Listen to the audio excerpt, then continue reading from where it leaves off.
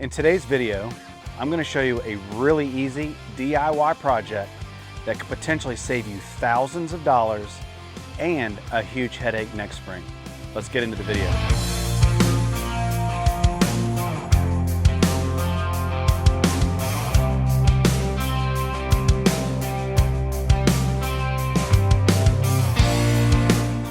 So what is winterizing your irrigation system?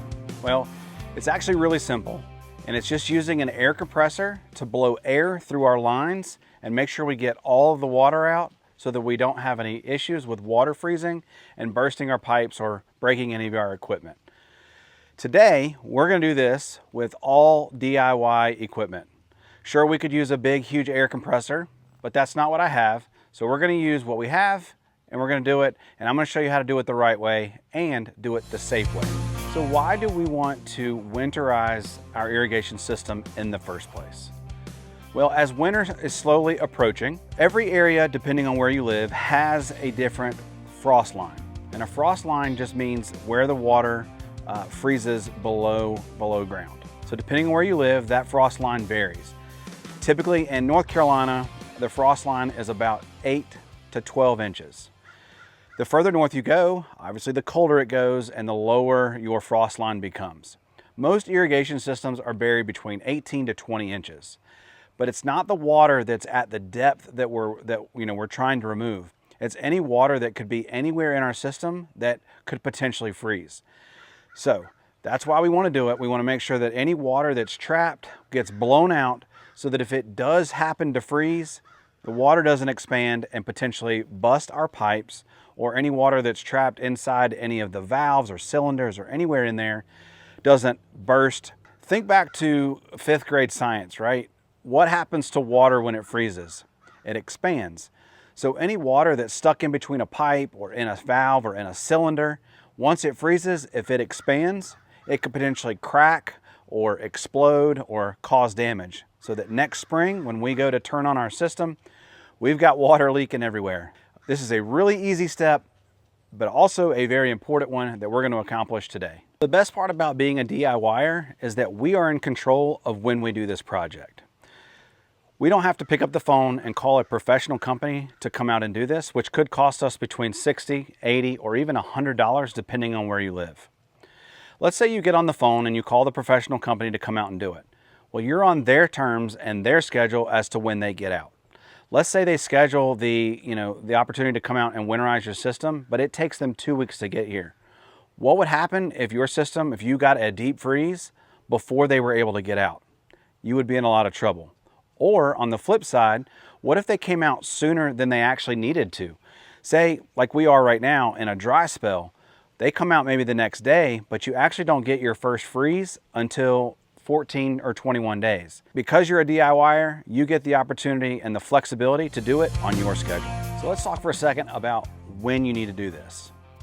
Take a look at your forecast. When you start seeing temperatures that are dipping down into 30 degrees, that's probably a good red flag to start thinking about winterizing your system. Nights that get below 30, 28 to 30 degrees, think about it. Water freezes at 32 degrees. Now our ground temperatures are still pretty warm, upwards of 50 degrees right now. But if you see nights that get below freezing, that's when water freezes, and that's when you could potentially be in danger and you would want to winterize your system. So one of the most important things we can do is make sure that we do this safely. We don't want to cause any undue damage to our system because we've done things, improperly, and we also don't want to make sure we leave any water in there because obviously that would freeze and cause damage, undoing all the work that we're doing here. I do want to say that every irrigation system is built differently, so your mileage may vary. Some systems, the check valves and things are above ground. Mine is actually buried underground. So if your system is a little bit different than mine, just understand that there might be some small tweaks, but overall, generally speaking, most systems are built and designed in the same way. So I'm going to show you, we're going to go bring the camera in a little bit closer. I'm going to show you my system, and I'm going to show you how to do this safely, because that is, again, the most important thing. All right, so step one is we've got to turn off the main water supply that feeds our irrigation system. Now my system, I have two different water meters. I have one that goes to the house and I have one that goes to the irrigation system. So we're going to remove the cover. And then we're going to turn the valve to where we shut off the water to the irrigation system.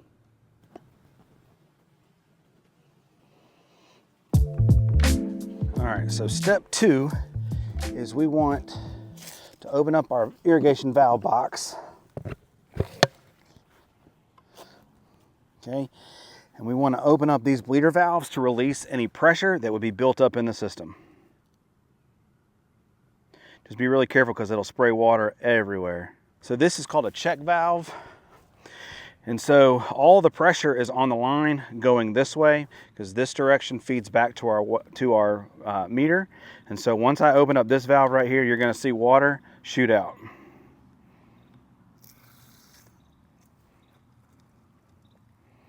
We're going to release all the pressure from the system and move on to step three.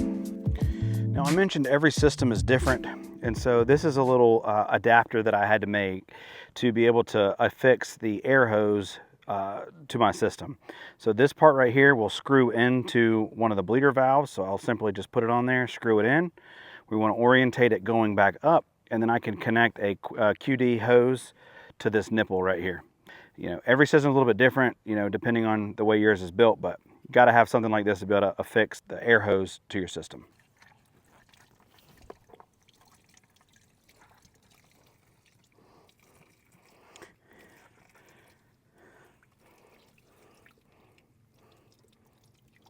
All right, so we talked about safety for a minute. So I have what's called a double check valve. And so that's what this is. So this is what prevents water from coming back from the ground back into my main water supply back at the house.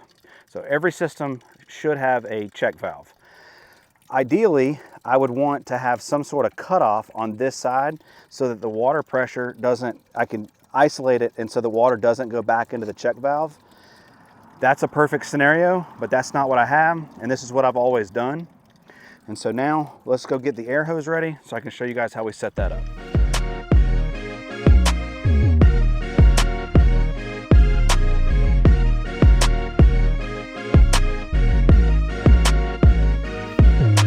Let's stop for a second, and I want to tell you about today's sponsor, and that's me, the DIY Lawn Coach. If you're enjoying the video and finding it helpful in any way, please consider subscribing to the channel and giving the video a like. All right, let's get back to work. All right, so step four is we're gonna connect the air compressor to the system and we're gonna turn it on. But let's talk about air compressors for a second. So it is super important that whenever you turn on your air compressor or you make that final connection, that the system is not closed. i.e., you need to make sure you open up your valves and make sure that the system is, your irrigation system is running before you make that connection, because you never want that pressure of that air to be sitting within your system. Also, it is super important to make sure that you set your regulator valve to between 40 and 50 PSI. Anything higher than that could potentially cause damage because your pipes aren't meant to handle that pressure. Once we hook up this air compressor, we're gonna put power to it. We're gonna fill the compressor up with air. We're then gonna set the regulator, the pressure regulator, to make sure it's about 40, 45 PSI. Then we can make that final connection after we've already opened up our irrigation system to make sure that it's not a closed system. Ideally, this is what's called a pancake air compressor. Again, I told you guys, I'm a DIYer. This is what I have. If I had a bigger air compressor, I'd love to have it, but I don't. And so this is what we're gonna do. You'll see the big professional companies bring in this big trailer, and really all they're doing is adding more volume. The PSI is, this air compressor has plenty of pressure to be able to push the air. There's just not enough volume of air. So yes, it does take me a little bit of extra time to do this, but I've done it for years and it works just fine. I'll leave links below where you can find this air compressor.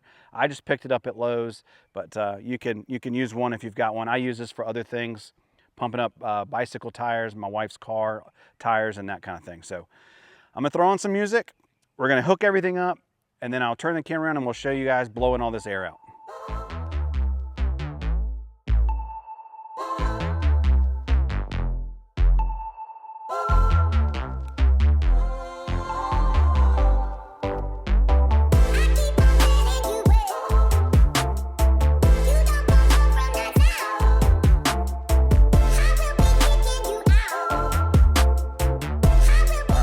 everything is charged. This is fully charged.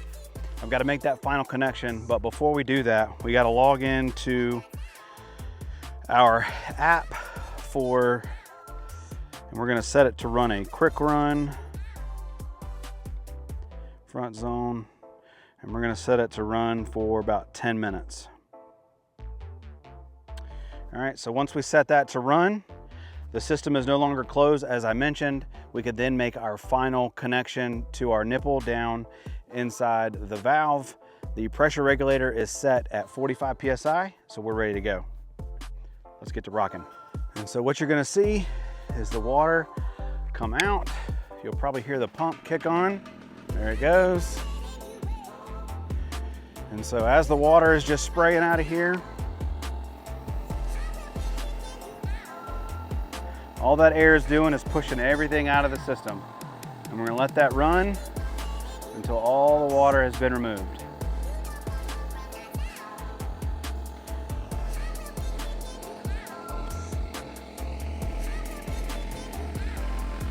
And then what we'll do is once it's completely empty of water, we'll shut off that zone. You see how it's starting to spit and spray? So that's good. That means we're pushing all the water out. We're gonna systematically go through each zone, and that's it. So let's keep going. All right, guys, so I just finished up. We went through all 8 zones until they all spit dry, so we are good there. So now I'm gonna bring you back to the valve box and show you how we clean all this up and wrap this up and get this video done with. All right, so we are back over here at the bleeder valve. So we're gonna disconnect. You're gonna hear the air. All that air coming out of the line there. So the last thing we want to do is remove our nipple. Remember, righty tighty, lefty loosey. So we'll take this off, our adapter. Okay. All right. So what I like to do is I like to leave all of these open throughout the year, because if there were to actually get any water or maybe condensation in here, I don't want this to freeze up. And so I'll leave all of these open. And the last thing you can do is, if you want to take some bat insulation and put it maybe in a grocery bag or a trash bag, you can stuff it down in here. You know, there's no water left in this system, so I'm not really worried about that. Any water that's over here is on the city side, so not worried about that at all.